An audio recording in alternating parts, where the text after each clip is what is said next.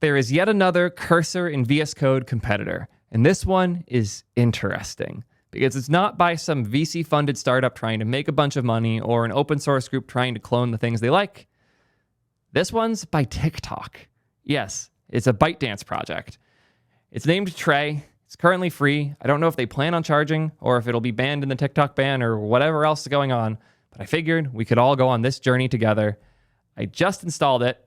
I have yet to even set it up, but I'm excited to experience Trey with you all and see if this is the future of how we do development with AI or if it's just a weird side project that's going to die. There's only one way to figure out if it's any good, but first, a quick word from today's sponsor. Today's sponsor is Browserbase, and I'll tell you about them in a second because I want to talk about their open source package first, Stagehand. If you've used Playwright before, you know how annoying it can be to actually get things set up just right, to target the right element and make sure stuff works. And then one small thing changes on the page and it all falls apart. With Stagehand, you will no longer have those problems because you can just tell it what page to go to, tell it to act via prompt, not via hit this specific element with this ID. You just say you want, in this case, for it to click on the contributors.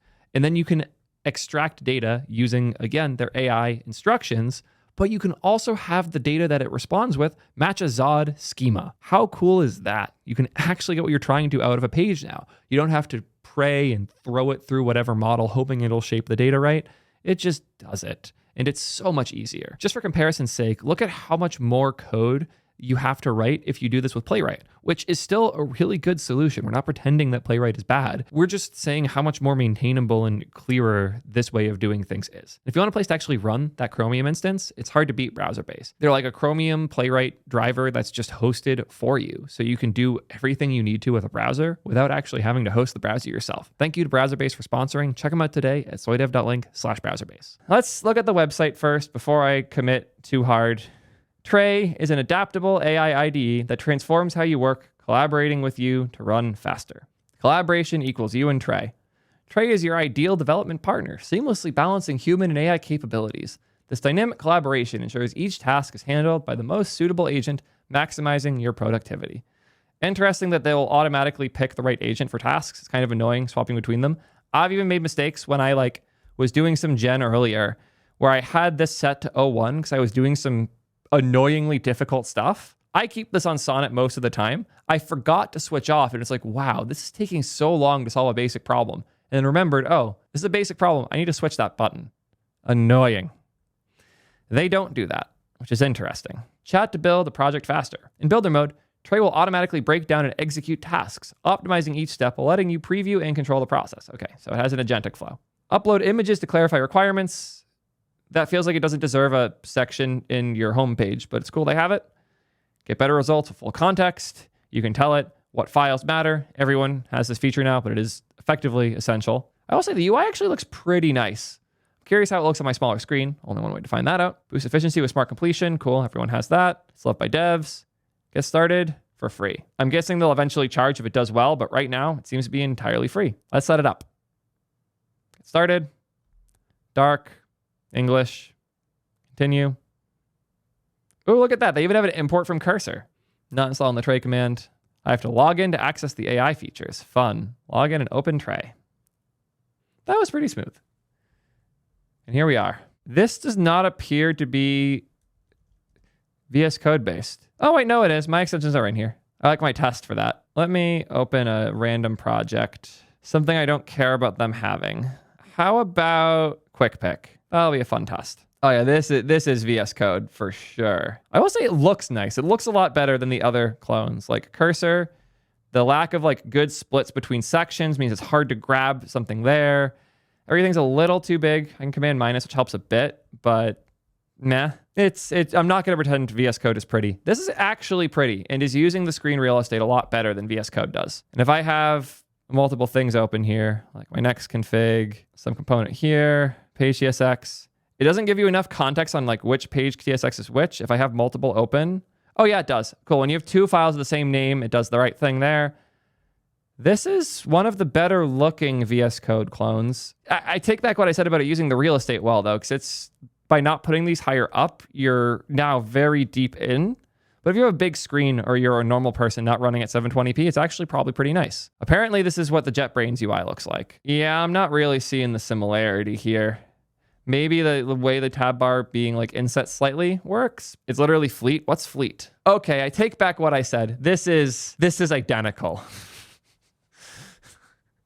Fine, they are copying JetBrains, just not their normal code editor. I forgot about Fleet because I don't personally use or think much about JetBrains stuff, but it's a good UI. They copied from a good place, but that is actually hilarious. I really like how the parts are separated and the overall look of this, enough that I'm not like immediately annoyed like I am with a lot of these VS Code forks. This has actual promise. Actually, I like the file view a lot, but none of that is what we're here for. What we're here for is the AI. So let's give it a go. One of the challenges I gave the AI for this project before was to add a feature where it would, on the square image generator, it would pick something from the background, like the most common color, and make it square using that. So like this should not have a white background. And I have white and black as options here, which is nice. But it'd be cool if you didn't have to pick, and it could somehow take advantage of the context it has from the photo to figure out what color makes the most sense. So let's see if Trey is smart enough via Claude. They're only offering Sonnet in 4.0. Interesting. I would have expected, since this is by Byte Dance, that they would have supported some of the crazier work going on with the like Chinese open source models, like DeepSeek in particular. But it's just Claude in 4.0. Interesting. Also, when you know how expensive Claude is, you understand why it's weird they're offering this at all. That is expensive. I want to give this some hard problems, though. We'll start with the builder, which is in beta, thankfully. Does it know what file we are in right now? Go smart enough to use the one I'm in right now. When a user uploads a picture, we should analyze it to figure out what color is most common on the border and use that as the default color, or the default background color. We shall see how it does. Interesting. It's multiple steps. I saw it stop and then start again. So their system prompt asks, how do we solve the problem? And then it reprompts saying, okay, we have this. Let's do it. I don't like that it's not showing us the code gen happening. It's just doing it. Interesting. You don't see the streamed in responses figuring it out. But it does throw it here. I'm really liking the UI of this, that it puts this here. I feel like a lot of the UI in Cursor is stuffed random places. I should have given the bias check earlier. I'm sorry. I am an investor in Cursor, so expect me to be a bit harsher on things and account for some bias. I did not think I would like Cursor, and it has become my editor of choice. I quite like it, but I'm not going to sit here and defend its weird UI quirks that there are quite a lot of, especially on the resolution I run. This seems nice, though. We can see fill style, background color detected, color or background color. I know it's giving me the option still. A couple type errors. Let's just YOLO it and see if it works. Upload, same image, detected color.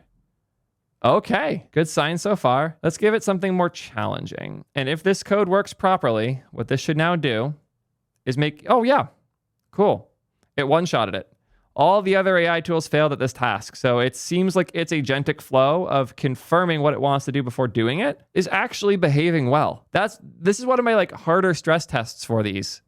And it figured it out first try. It did complex image parsing where it rendered the image into canvas. It then collected all the edge pixels by going around the canvas width and height and adding all of those values to the array. And then it uses them. Yeah, edge pixels.reduce, and it keeps track of each color and how common it is. Most common color is the biggest. It's actually decent code, minus the type errors. Just put some exclamation points or question marks and it would be right though. I'm impressed. I expected a lot worse.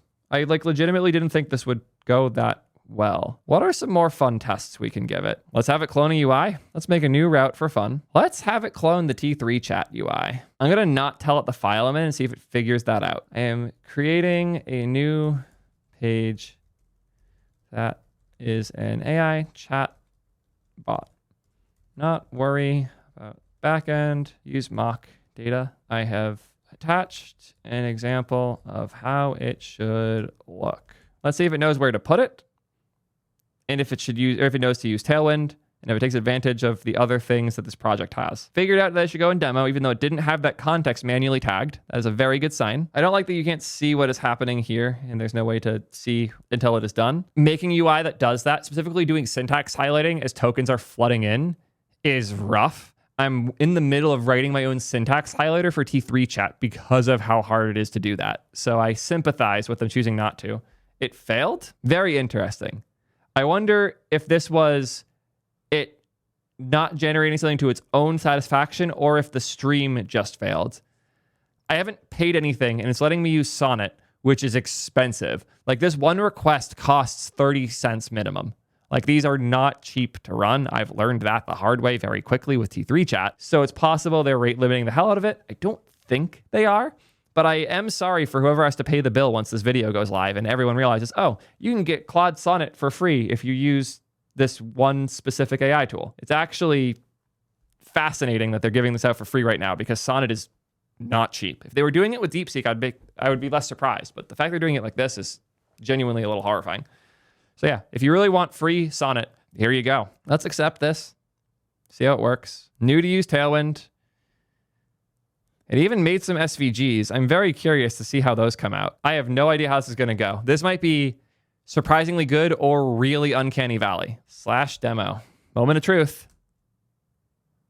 What the fuck? It actually did pretty good. Huh. Not bad. Stop saying it's better than T3 chat, you nerds.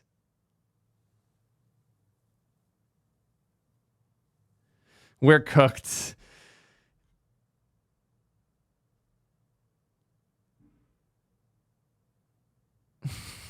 God damn it, guys.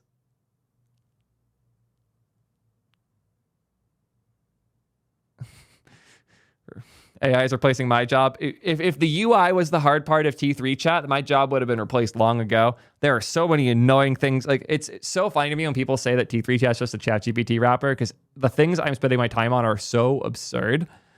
But yeah, that was impressive. I am genuinely surprised it could do that one shot that well. A lot to think about. None of that will work because I told it to mock everything. But like, I think the SVGs being hallucinated but accurate is kind of insane. I'm sure that they are grabbing it from something in the LLM's history that it knows is an SVG that fits for a search icon.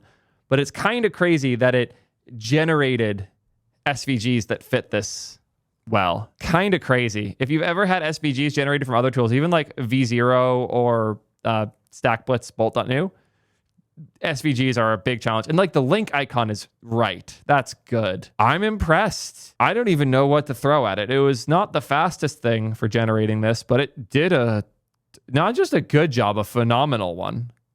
This is actually, in my opinion, the first real competitor I've experienced for Cursor where I could see myself actually using it. I'm not going to move because I have a bunch of workflows baked into Cursor and I'm happy with it. But it's kind of crazy that, of all people, Byte Dance and Tik Tok just dropped a random free IDE that is that good. If your hesitation using tools like this is that they're too expensive, go enjoy this while it's free. You might be surprised at how nice these workflows are. I don't know if I'd be confident enough to put this on a production code base that I don't want ByteDance to have access to the source code for. So like I won't open this on T3 chat because there are too many secrets in there that are not available for others to have for free. But this is solid. This isn't just okay. This is the first VS Code fork that I've seen in a minute that feels genuinely different and actually really smooth. I didn't have a single UI quirk, not a single thing where the UI did something stupid that I wouldn't expect it to. It generated quality responses, and it seems solid. I'm curious if y'all have any pushback on it. Like, what am I missing here? This seems just good. They have Command K. They do as like the VS Code thing where it sets up your hotkeys to trigger another one. Yeah, the short keys aren't broken on Windsurf. Yeah, I had so many problems with Windsurf. I unlisted the video because people were pissed. I don't care. Windsurf was a really, really bad experience for me. It just did not work at all how I would expect an IDE to. This just kind of behaved. I haven't tried Pair yet. I've been meaning to. But overall, this actually seems solid. I will be keeping an eye on Trey for sure. I'm curious how y'all feel though. Are you going to give this a shot? And if you are, is it just because it's free or because you're actually excited about what they're building? I like seeing more people trying to improve the experience we have using AI with our dev tools because once it clicks how useful these things are, it's really hard to go back. I love Cursor, but Trey seems like a really good option for those who are interested. Curious what you guys end up doing and how you feel about yet another AI-based IDE. Until next time, peace nerds.